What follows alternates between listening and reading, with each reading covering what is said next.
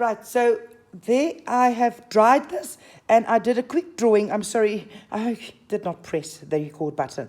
But I did a quick drawing, just outlines on where I want that building to be. And you can see that the building that we've, or the colors that we've put in represents the building already.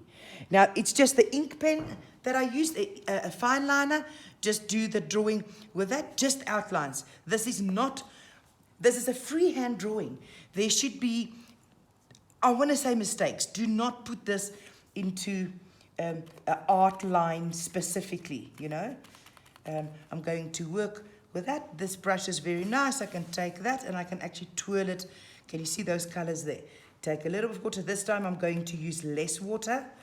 Plonk it on there and go in and paint that. And go in and just plonk the color there. Bring this in there. Same color is represented there, but I can do a little bit more red to give me a purple. Let's see what happens. That is too red, but it's not the end of the world. I'm going to take this and whoosh that down. Take some water, and while it's still wet, just thin out some of that colors there. So immediately your church will emerge. I'm going to take the same combination and just plonk it a little bit more purple. Plonk it. Now my brush is too wide. I'm just taking it and twirl it like this. And I'm just working with one brush, as you can see. That goes there.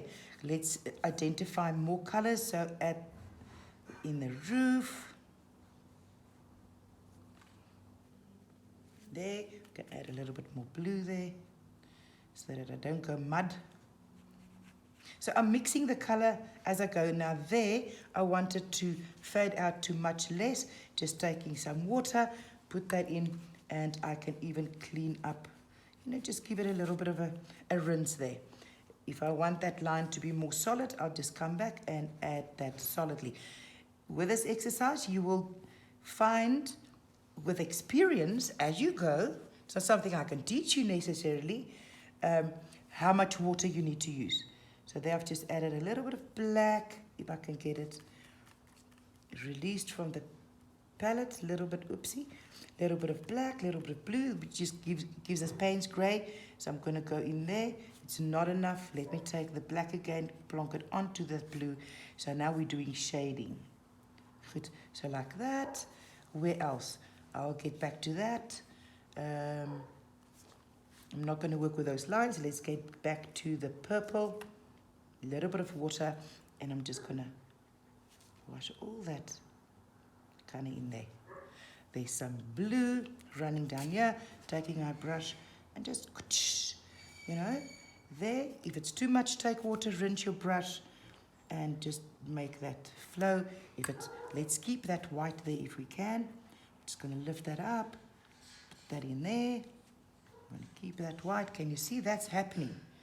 A little bit more purple. I would have loved to have my own purple mixed already, or have a purple on my palette. Because my purple kind of wants to go more dirty. So in that line, I'm going to just turn my brush and bring that in. There's some highlight there, more highlight I can put there, the more that will shine through. We've got a nice purple there again. Too much, see? So if that's too much, just add some water. You can even plonk, you know, your tissue paper on top of that. Let's work on the windows. Just a little bit there. Still again. Sorry, girls, my purple is, I'm doing this very quick. Purple there. Purple in there. Too much. Water, trial and error. Just add some water to fill it, but do not allow it to dry, and then you want to move it around.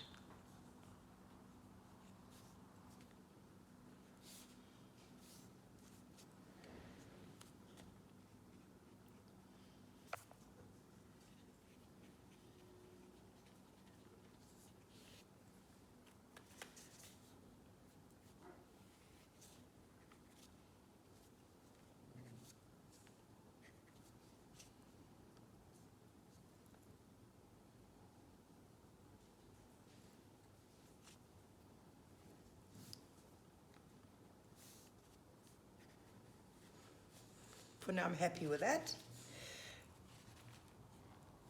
What we do now is I have got Inktense pencils here. It's not necessary to use Inktense pencils. I can actually sign this now. Very happy. This is exactly what we want. Can you see how quick it is? I want to take my Inktense pencils, however, because I know some of you do have Inktense pencils. So I'm going to take this and I'm going to add the orange color there, perhaps a little bit orange there. Just to be funny, let's put orange there, some there, and underneath these windowsills. Like that. Now, Inktense work with water. So you've got to take your water and just, make the color pop. On its own, it does not bring the color out as it's made for. Inktense pencils is made for water. You can work dry with it, but in this case, it will help you very nicely to go into finer details, especially, I could have used the purple. Let's just use the purple quickly. I've got a light purple here. So let's see what the purple does if I go into that. Well, this is more pink. So you'll see there, the Inktense pencil doesn't actually pop. The moment I add water to that, it makes magic. So that is a very good combination. Now, having done that, I need to just bring that color into my drawing, otherwise it's going to look very funny. So let's put some pink color there, and I'm going to put some pink there. Right. Picking up my water, blend that in. Very, very strong color. Put some there. You can also take your Inktense pencil wetted and just draw that in. See how magic that comes out. So a little bit pink there. Okay, so this is the explanation I want to give you.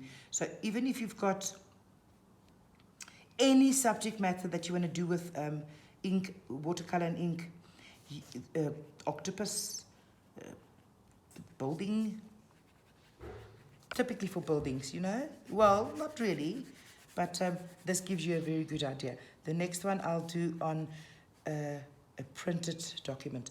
Okay, so I'm going to sign this quickly. So I sign with the ink pen as well. I can go back with this and put some detail in. That's some sort of veranda, and put more detail. In any case, let me sign this. And that gives you a good idea of how to start with watercolor ink and Inktense pencils. Again, Inktense pencils is not important here.